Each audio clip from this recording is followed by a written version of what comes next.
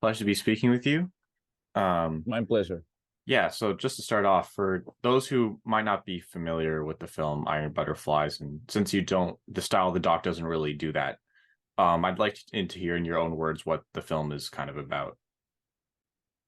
Uh, uh, it's about downing of MH17. It was a Malaysian Airlines flight from Amsterdam to Kuala Lumpur, and it was downed in summer of 2014 over Ukrainian territory, temporarily occupied by pro-Russian forces. So this is a film about war crime, but it have many layers behind that. Yeah, Like that's the shortest description. fair enough.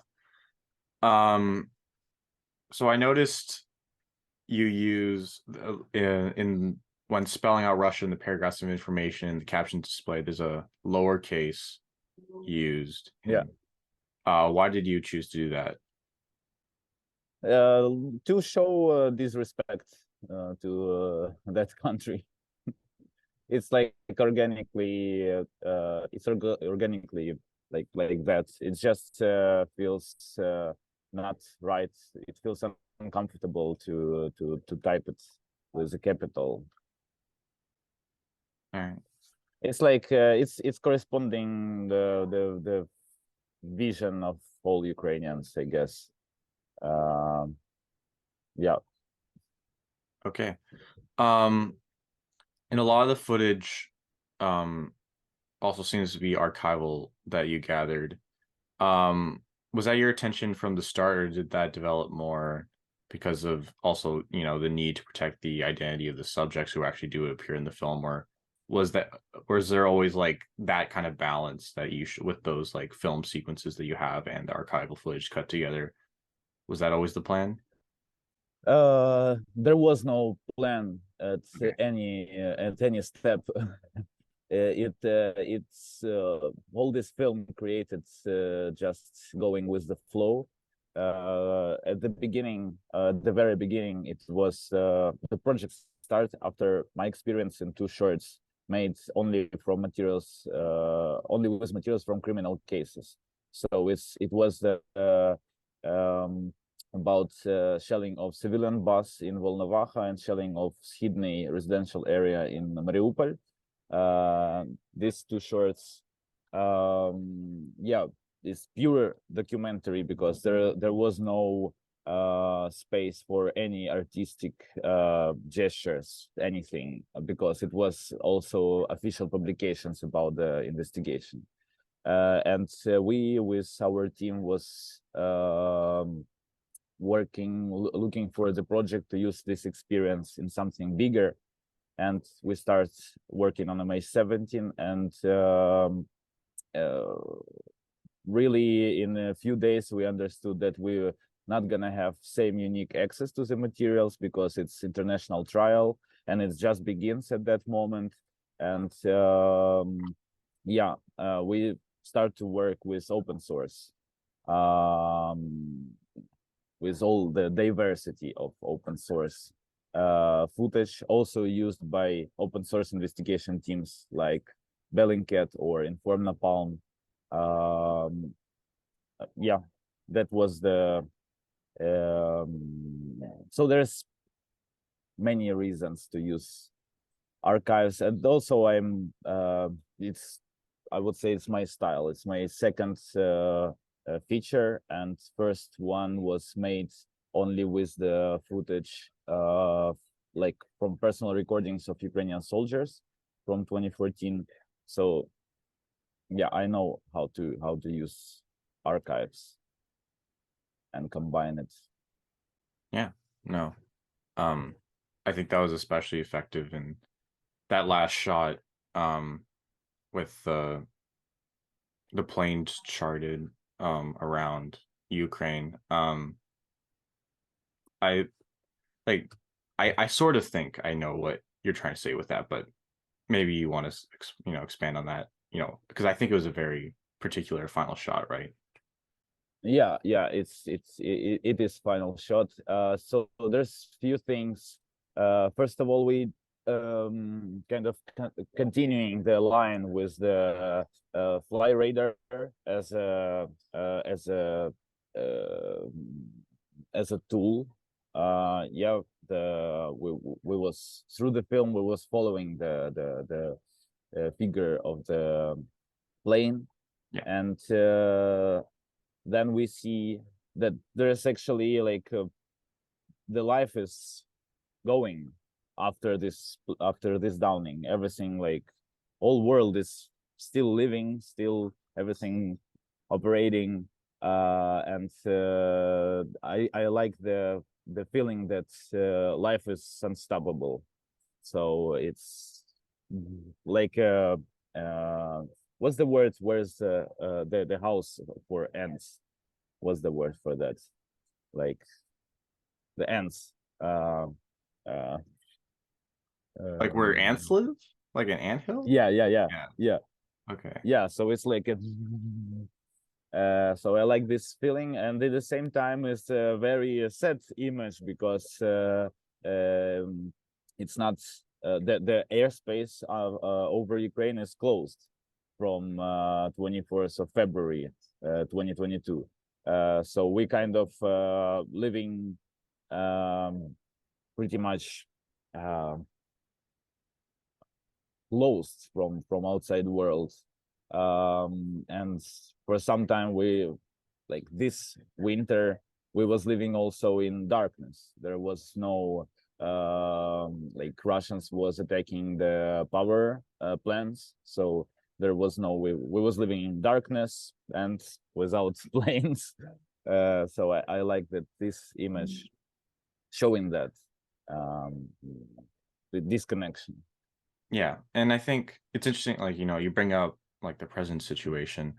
But this film is also mainly focused on the conflict that, was clearly, apparent a few years before, I think this became sort of a clear world issue scale for Russia's aggression.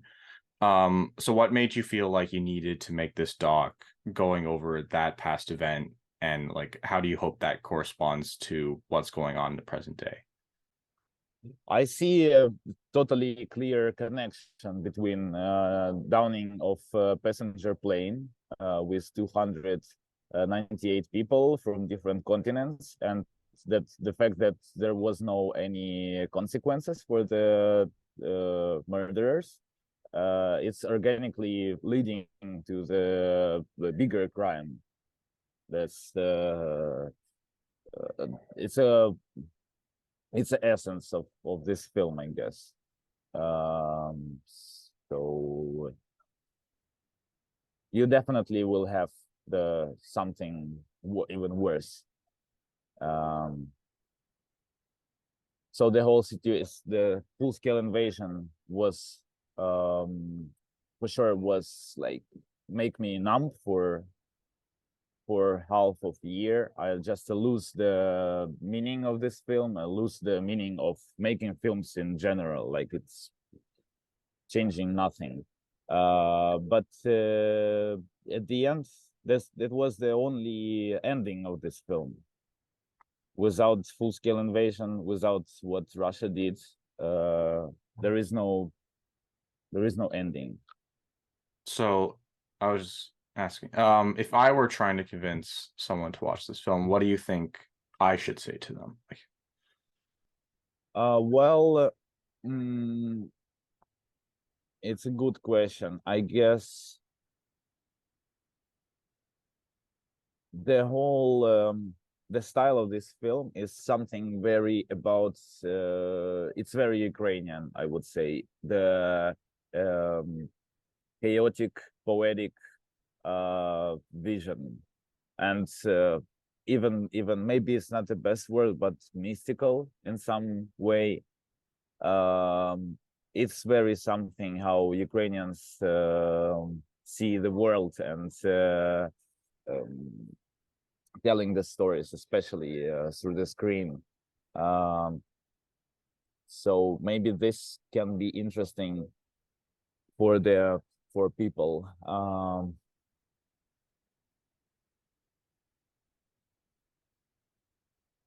I think well, I have to think. I have to prepare that. Uh, but what's your what is your version?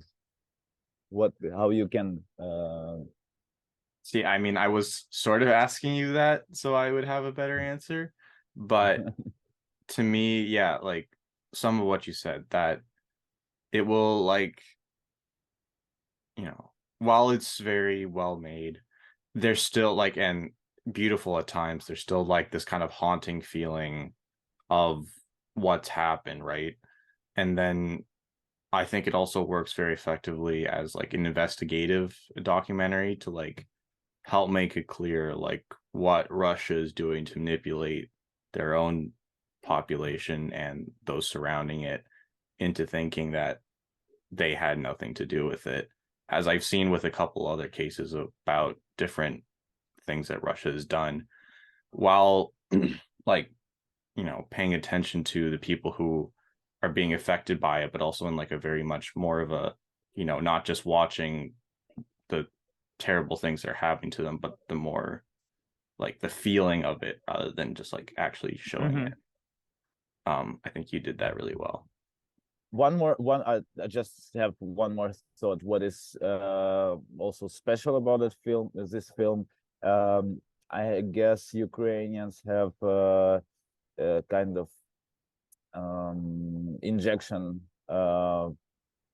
against like Russian propaganda. So we have an expertise in that. So uh, there's the, I think here we uh, describe how it works Mm-hmm. pretty well. So this can be surprising for people. Yeah, no, it's very interesting, especially as especially I think here in North America, especially in Canada, we very much most of us truly will take what the news gives us at face value.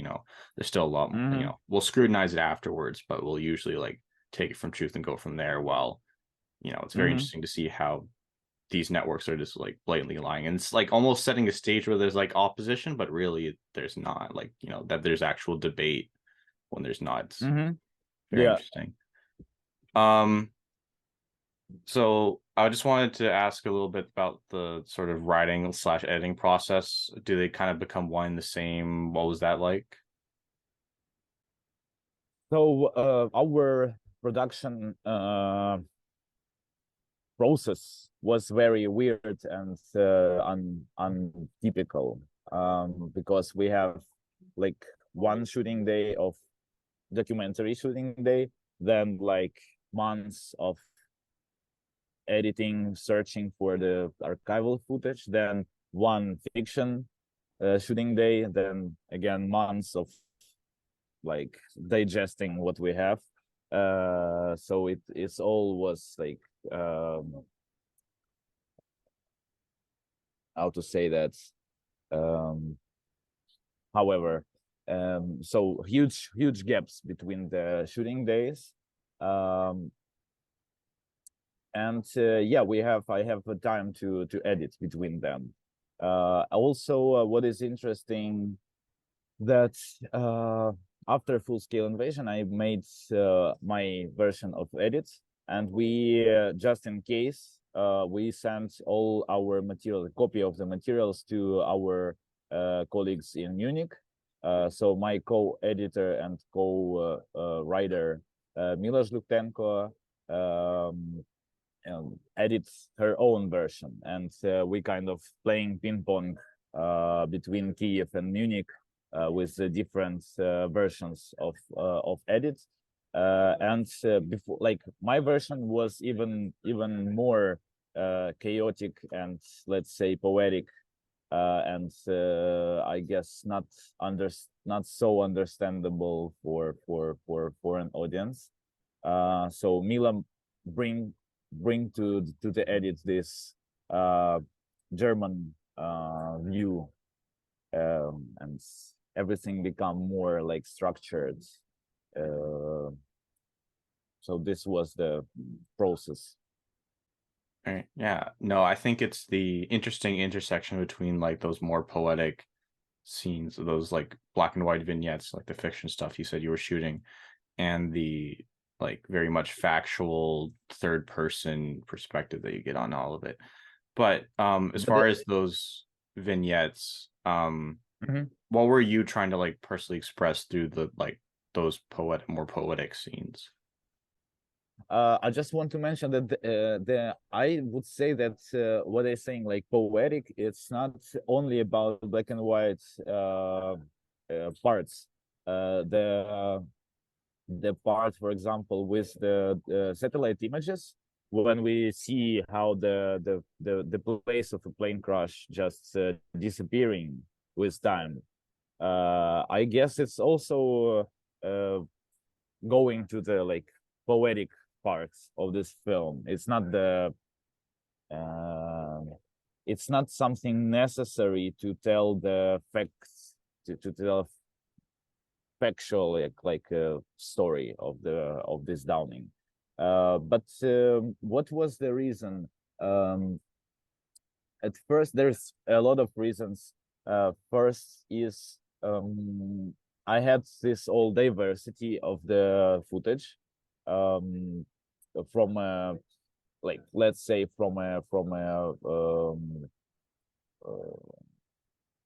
from a criminal case, yeah.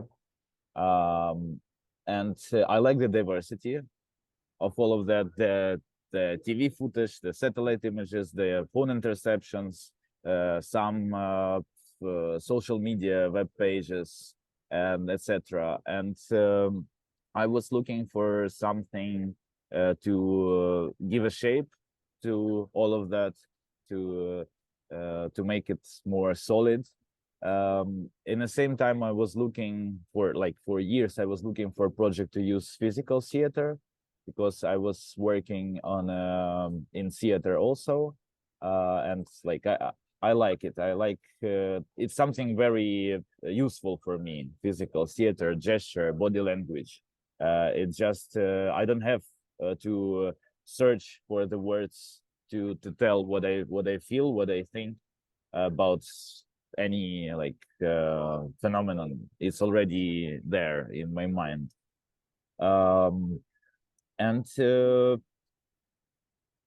well, if to compare it with the book, like a documentary book, the the black and white part, it's let's say like illustrations between the chapter of documentary book. So it's more about the um, like the envelope, let's say, for the information, but something that brings us the atmosphere and soul to the story. Yeah, no, I definitely felt like that. Yeah, so thank you so much for your time, Roman. No problem. Honor speaking with My you. pleasure. Hope you enjoy the rest of hot dogs and the rest of your day. All right. Yeah. Bye bye.